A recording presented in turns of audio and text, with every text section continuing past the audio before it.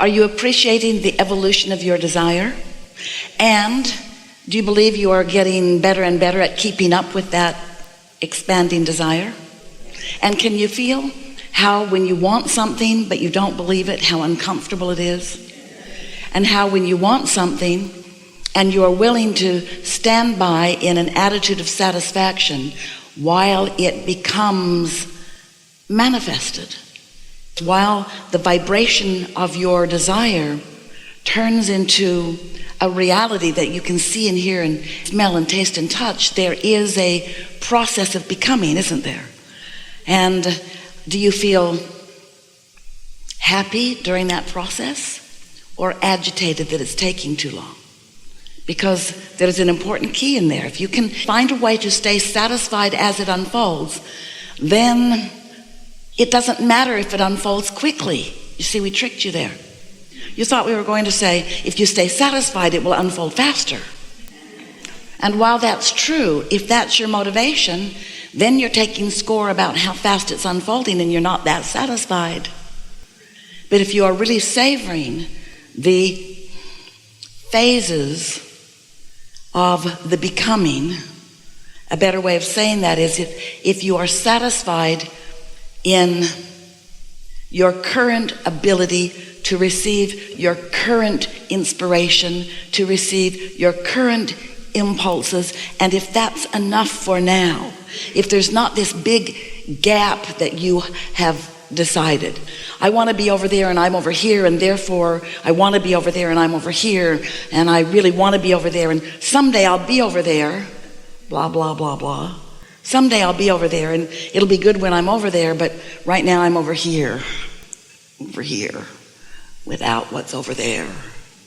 It's so painful to be over here without what's over there. But if you are over here on your way to over there, if you are over here believing and trusting and knowing that the full manifestation is on its way to you, and more important, most important, if you are enjoying your new awarenesses, your new abilities to perceive a little more. Is any of this making sense to you? We want it to, but in order for it to really make sense to you, you've got to remember or understand that you are a vibrational being first and foremost, and that there is so much that is going on with you that is thought-based and therefore emotionally based. But most humans, we love you so much, have forgotten that you are vibration, and you have forgotten that you are a creator, and you have become rather impatient about things that you want to experience not yet being here, or things that you don't want to experience being here. If your now reality doesn't have the aspects of it that you want, if what you're observing is not pleasing to you, then you hold yourself without knowing it, without realizing that you're doing it often. You hold yourself in a place where it cannot be realized by you, because what you're realizing opposes it. If you are noticing that you don't have enough money, if that's your realization and if that's your conversation, and you say, well, why wouldn't it be? Because it's my experience, and shouldn't I face reality? And we say, to a certain extent, but you didn't really come to face reality. You came to create reality. And the problem with facing reality is it prevents you from creating an improved reality. If you've got your attention so much on your problem or so much on your question that you can't perceive the answer, then you hold yourself sometimes in a holding pattern where not much really changes in your experience. Different faces move through your experience, and different places are your experience, but not much really changes in terms of how your life feels or what your net joy really is. But once you begin to remember, to acknowledge that you're a vibrational being, and that as this vibrational being in your physical body, that you are an extension of that bigger, larger vibrational you, And that non-physical part of you that existed before you extended into this body still exists non-physically and is still a part of you, still is the source part of you, still is an energy flowing, interested in you part of you. Once you realize that there is a part of you that is non-physically focused while you are physically focused, then you may begin to notice the vibrational relationship between what that larger part of you knows right here, right now about what you're about and what you are knowing. In other words, your inner being and you are moving through this space and time together, having often very different opinions about how it's going. Because your inner being is always joyful in your becoming. Your inner being enjoys every phase of you allowing more of what you want to manifest. You may be getting the sense that as we are using Esther's gestures, that we are demonstrating your manifested world about over here. This is your now reality with all the stuff you can see and hear and smell and taste and touch. And you are constantly on your way to a new reality relative to all of the subjects of your life experience. And on some of these subjects, you're well along the way and it's just about ready to burst into your full awareness where you can see it and hear it and smell it and taste it and touch it, and so can others. But some of your creations, you just figured them out a little bit. They're in the early stages. And so you want to say, well, it's much less satisfying over here in the beginning understanding or realization or letting it in. And it's much more satisfying once it pops into my full awareness. Esther said that to us not that long ago, Abraham. I know you want us to talk about the vortex, and I know you want us to talk about our vibrational reality, and I know you want us to realize that we've created all kinds of things through the contrast of our life. We've created a vibrational reality that is in the state of becoming. But I got to tell you, Abraham, Esther said to us loudly one day, I really like manifestations. And we want her to understand in you that there are lots of phases of manifestations before the full manifestation where you realize it with all of your physical senses. And if you can stop feeling lack until it's full blown, then you're going to be having a much more joyful experience along the way. It's getting ready to be ready, to be ready, to be ready. But it's also satisfied with this and this and this and this. It's the living happily ever after recipe. I'm happy here with the new awareness that I just received. And I'm happy over here with the beautiful new vehicle in my garage too. I'm really happy with that for a minute.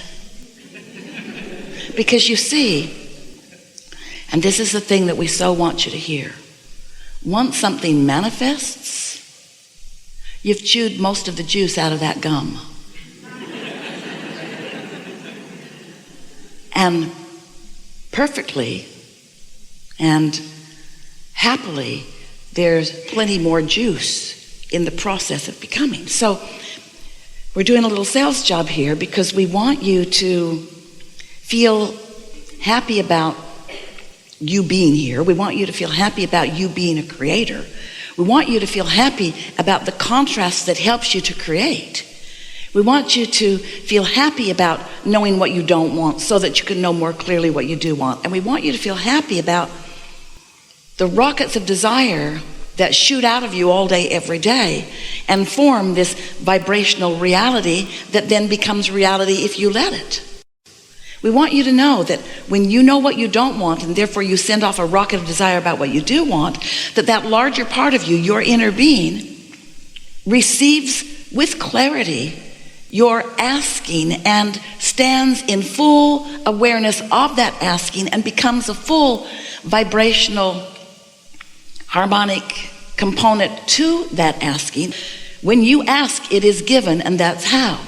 You ask, and the inner being part of you embraces it and becomes it, and then offers a vibration to you about it, which you must receive. That's the reason that we're here talking with you today, is because you've got to get into that receiving mode. You have to get into that receiving mode so that once you've launched the rocket, you can become a vibrational match to its current state of being.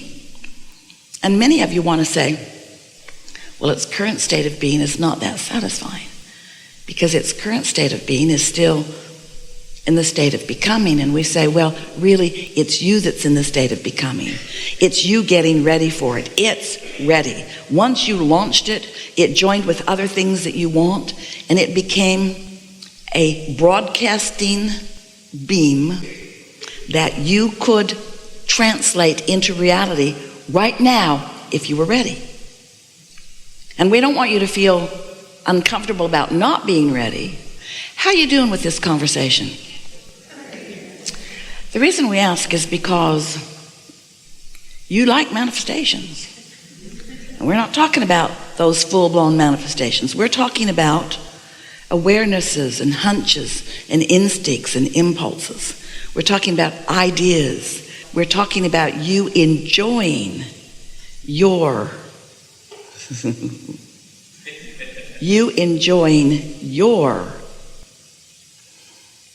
evolution of perspective. Did you think this world is this tangible, real, knock on wood, see it, hear it, smell it, taste it, touch it world? But it only is that because of your ability to perceive it. And if we can get you to just start enjoying your earlier perceptions so that you don't need the full manifestation to be satisfied, well then you're off and running. Then more things are going to be manifesting in your experience all the time, and the people who know you will be quite amazed at how they just barely heard you begin speaking about something, and now there it is in your experience being enjoyed by you.